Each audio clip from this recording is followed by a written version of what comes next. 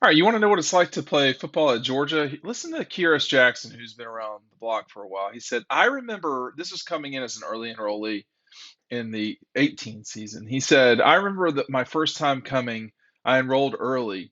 After winter workouts, I was like, I don't know if I want to play football here.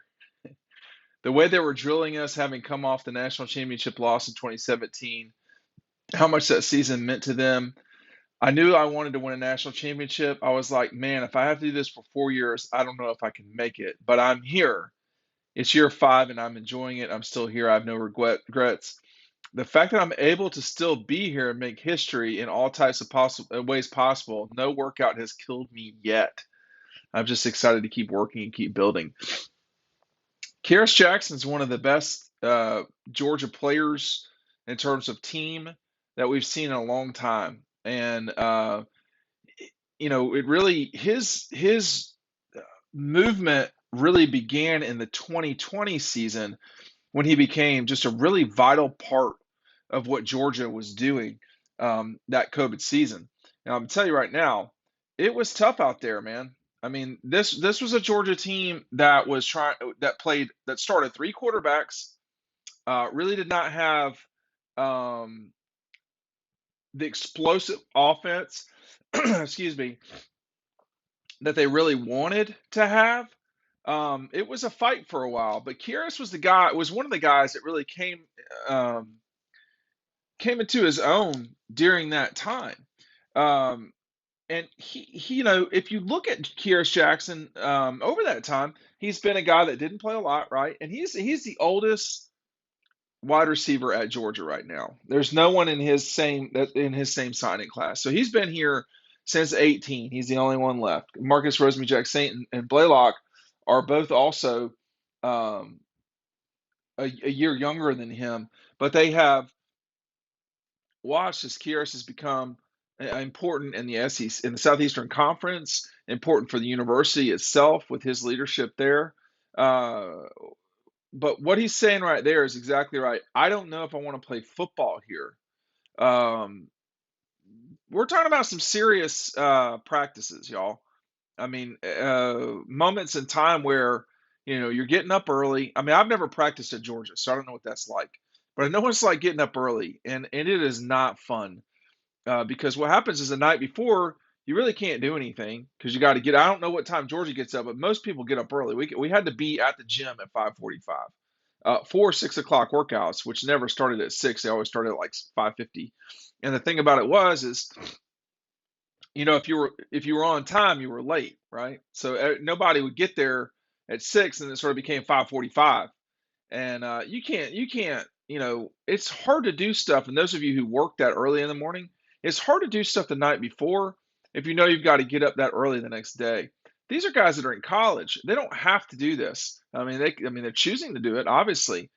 Not only that, there's different paths than going through Georgia to go to the NFL. And Kyrus has described aptly what it's like to make it through the gauntlet that is just playing at Georgia, let alone really being a star.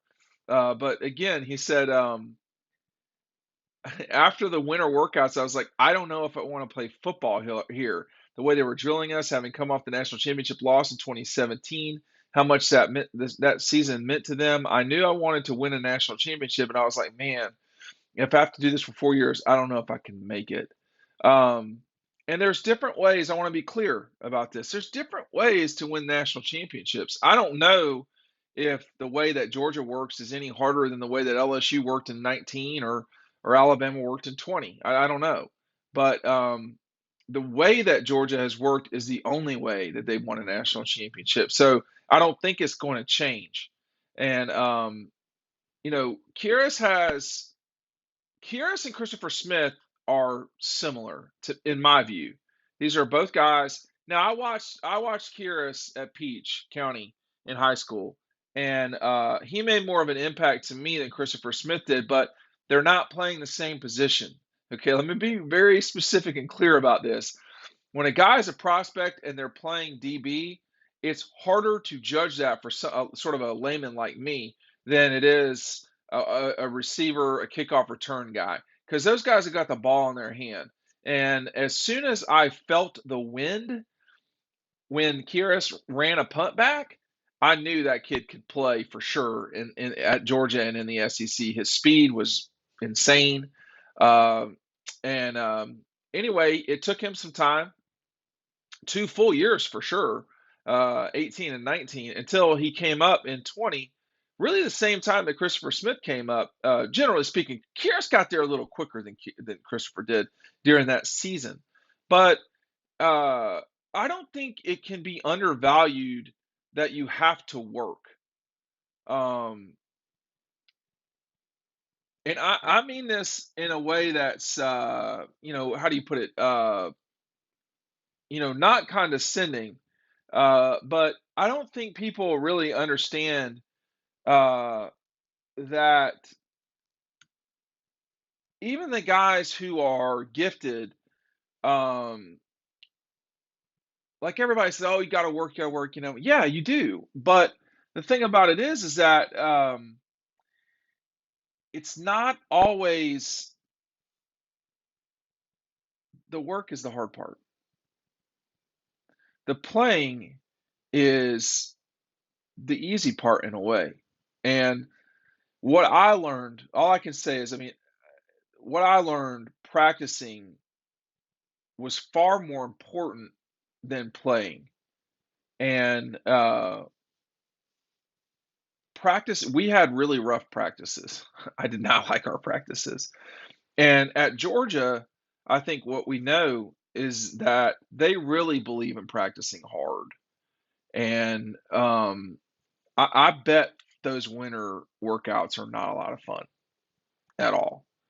Um, I bet they are not a lot of fun at all. And there's an inherent pressure to do more as well, not just the scheduled workouts, but everything else too. So I get where Kyrus is coming from.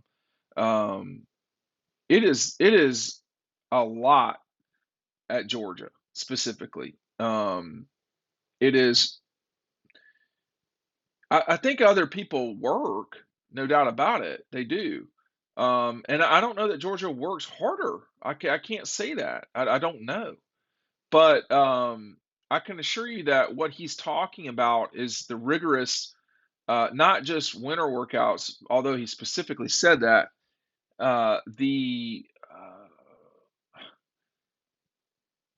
the way they practice has been documented so much, whether you're talking about Jordan Davis or George Pickens, and them saying how rough the practices are. And I mean, obviously, I believe them, but it's one thing to talk about it, it's another thing to experience, you know, getting snot knocked out of your nose, frankly, or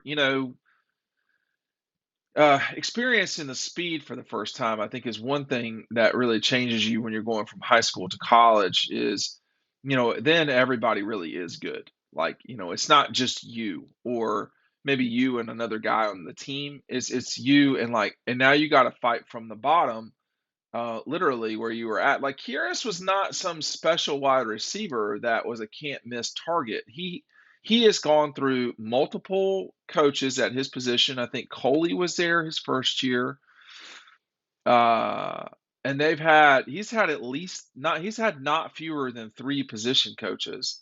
And he's had to develop in a way by himself and move his way up, the ladder. But I think his message is clear. And Kyrus, Christopher Smith, those two guys specifically are guys who have worked. They weren't can't miss targets. They've had to lift the weights. They've had to do the agility stuff. They've had to do the quick footwork stuff. They've had to do it all of the time because they weren't so gifted that they were just going to play at Georgia. And everyone's path is different. Jordan Davis's path was different than Kyrus's path, and what those two guys had to do was different. But they both wound up being major contributors. Now, a season ago, Kyrus did have an injury thing he was dealing with, but Uh, that catch a season ago against Florida was an outstanding catch that really changed that game and kind of locked it up for the Dogs. But I think he's right here. He's talking about how I don't know if I can do this for 4 years, but he has. And that's the last thing I'll say about all this is some of the practices that you go through after you get done with them, there is a sort of natural high, like the really bad practices that you are not. It's you don't have as many of those during the season. It's the off season is so bad, and for us in basketball, it was October. Where you're really really running September and October. Um, and doing stuff without the ball. Those were the least fun. Let me tell you. They were just torture, frankly. But it gets you ready for life and it gets you prepared to say, hey, listen, if I'm going to do this, I got to do it right.